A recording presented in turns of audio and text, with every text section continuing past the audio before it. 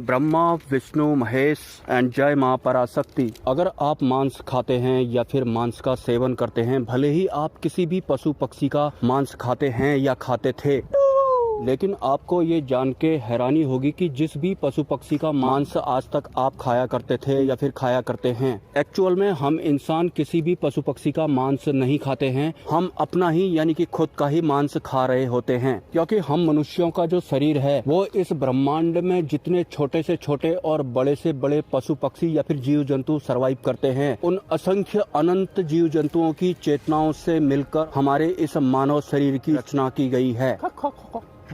इस पृथ्वी का कोई भी जीव या जंतु मनुष्य की तरह पूर्ण नहीं है, लेकिन इस पृथ्वी में सर्वाइव करने वाले हर पशु पक्षी या फिर कीड़े मकोड़े में कोई एक चेतना जरूर है। और ऐसे ही इस पृथ्वी में जितने भी जीव जंतु सर्वाइव करते हैं, उन सभी के शरीरों के समावेश के साथ एक मनुष्य के शरीर की रचना की गई है। और हमें इस द्वंद्व से चलने वाली दुनिया में पशु पक्षी कुछ इस तरह से दिखाई पड़ते हैं, जैसे कि हम अलग हैं और वो अलग हैं। और यही स्थूल जगत का सबसे बड़ा भ्रम है। एक्चुअल में ये पशु पक्षी जो हमें हमसे अलग दिखाई पड़ते हैं, ये सभी हमारे इस स्थूल शरीर में जितने भी अंग हैं, उन सभी अंगों का प्रतिनिधित्व करते हैं या फिर हमारे शरीर के किसी न किसी अंग के स्वामी जरूर हैं। हमें इस भ्रम में सूक्ष्म जगत की व्यवस्थाओं द्वारा जानबूझकर रखा गया है। और वैसे भी हम इंसान अपनी इस फिजिकल आंखों से सिर्फ बाहर को ही देखते रहते हैं, और बाहर हमें हमारे जैसे कोई दूसरे इंसान या फिर इस तरह के पशु पक्षी दिखाई पड़ते हैं, जिन्हें कि हम कोई और समझने लगते हैं। और अगर हम अपनी दिव्य दृष्टि जागृत करने लगते हैं, तो धीरे धीरे हमें मनुष्य के जड़त्व का ज्ञान होने लगता है कि मनुष्य आखिर बना कैसे है।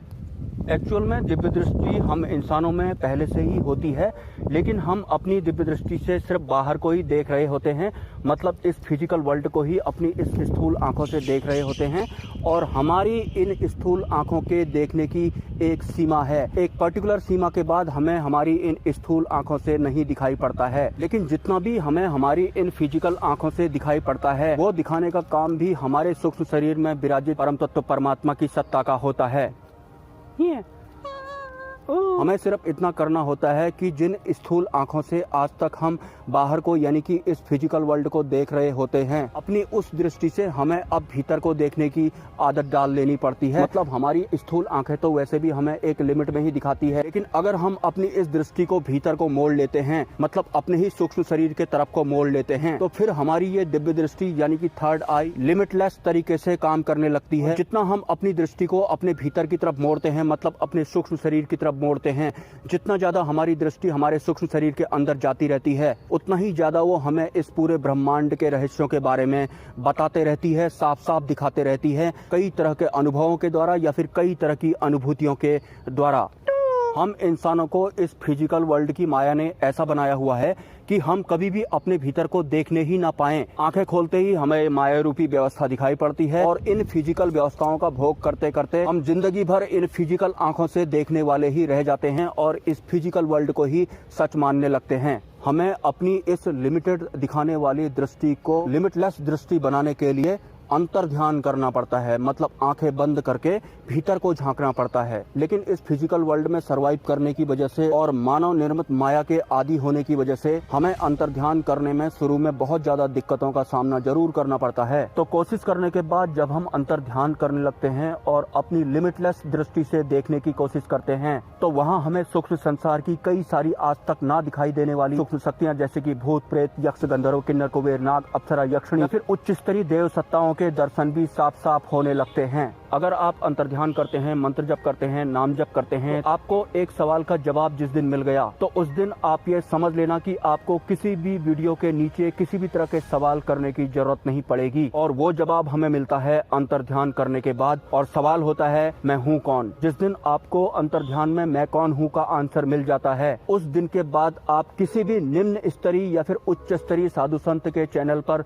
कमेंट नहीं करेंगे समय यात्रा कैसे करते हैं, या फिर जो हमसे बिछड़ गए हैं क्या हम उनसे बात कर सकते हैं, या फिर पहले तुम कोई चमत्कार करके दिखाओ तो ही मानेंगे। यकीनन इस फिजिकल वर्ल्ड में सरवाइव करने की वजह से सवाल कोई भी हो सकता है, और वो जायज भी है, क्योंकि हमें कोई बताने वाला होता नहीं है। बाकी लोगों की तरह हम भी इस फिजिकल वर्ल्ड में सरवाइव कर रहे होते हैं, और जैसा बाकी लोग कर रहे होते हैं उसी तरह से हम भी अपना जीवन यापन करने लगते हैं, मतलब इस फिजिकल वर्ल्ड तक ही सीमित होकर रह जाते हैं। यकीन मानिए, जब आप निस्वार्थ भाव से परम तत्व परमात्मा को भजते हैं या फिर अंतर ध्यान करते हैं या फिर मेडिटेशन करते हैं या फिर नाम जप करते हैं, तो आपको अंतर ध्यान में जाने के बाद आपके हर सवाल का स्वतः ही जवाब मिलने लगता है। फिर आपको समय यात्रा करनी हो, अपने किसी खास जिसे आपने खो दिया है उससे आप बात करना चाहते हो, या फिर आपको दुर्गा सप्तशी के बारे में जानना हो, या फिर अष्टांग योग के बारे में जानना हो, या फिर आपको भैरवी रहस्य के बारे में जानना हो, नागलोक की शक्तियों के बारे में जानना हो, या फिर विष्णु जी या फिर भगवान शिव के साथ ये नाग ही क्यों रहते हैं इस रहस्य को जानना हो, या फिर आपको आपके पूर्व के किसी जन्म के बारे में जानना हो। निस्वार्थ भाव से अगर आप अंतर्ध्यान करेंगे, आपके पास कोई भी ऐसा सवाल नहीं रहेगा जिसका जवाब आपको बाहरी तत्वों द्वारा पूछने की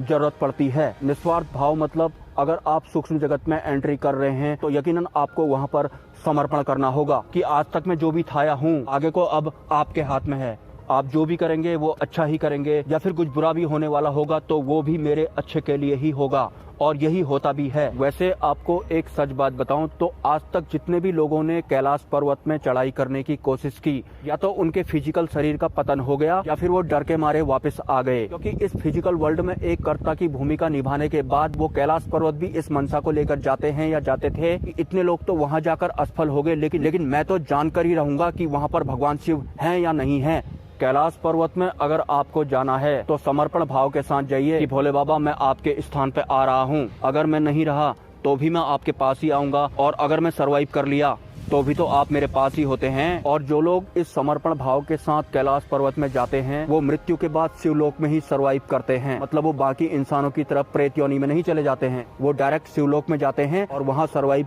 करते हैं। ये भी एक तरह की मुक्ति ही है। कम से कम इस मानव निर्मित माया वाले फिजिकल वर्ल्ड में सरवाइव तो नहीं करना पड़ेगा। मिलते हैं नेक्स्ट वीडियो में। ब्रह्मा, विष्णु, महेश, जय मां पराशक्ति।